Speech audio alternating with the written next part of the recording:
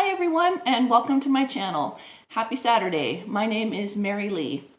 Tonight I'm going to talk about a topic that is close to my heart, and I hope it's close to yours as well. The sovereignty of God.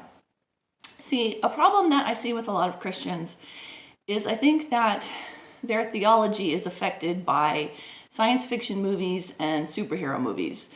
They think that God is just somehow a good manager of a multiverse, that he is just good at seeing the future and somehow managing the outcomes of all the things that his creatures choose to do. Of course, they'll pay lip service to the fact that God is sovereign, and they'll even use that word. But in reality, their God isn't sovereign. He's just someone who's good at telling the future and managing it. They're absolutely hung up on this idea and cannot get past what they see as the reality of their own choices. They absolutely cannot 100% lay down their own sovereignty. They have to be involved somehow. It really is just human pride and leaning on their own limited understanding. So I'm just going to put it succinctly this way. God is not the manager of a multiverse. He's the sovereign of a universe. He isn't just some really powerful superhero. He's God.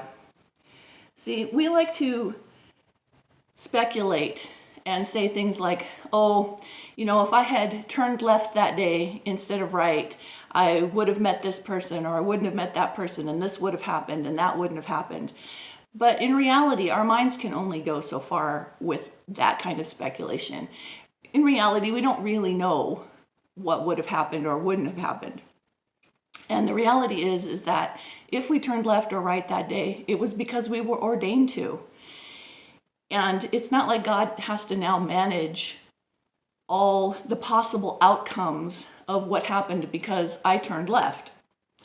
And nothing that happened after that was an accident or God cleaning up some mess that I made with his superpowers.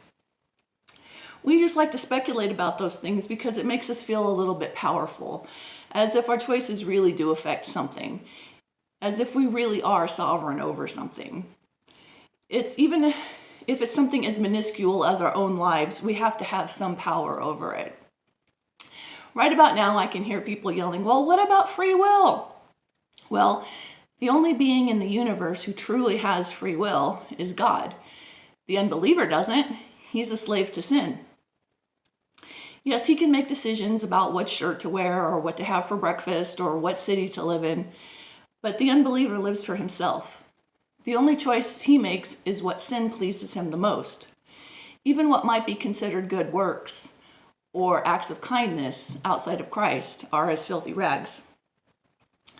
The Christian has freer will because we can do things for God's glory and by the power of the Holy Spirit. But the Christian's will is subjected to God's will. So as human beings, we're either slaves to sin or slaves to Christ. I heard it put by someone this way.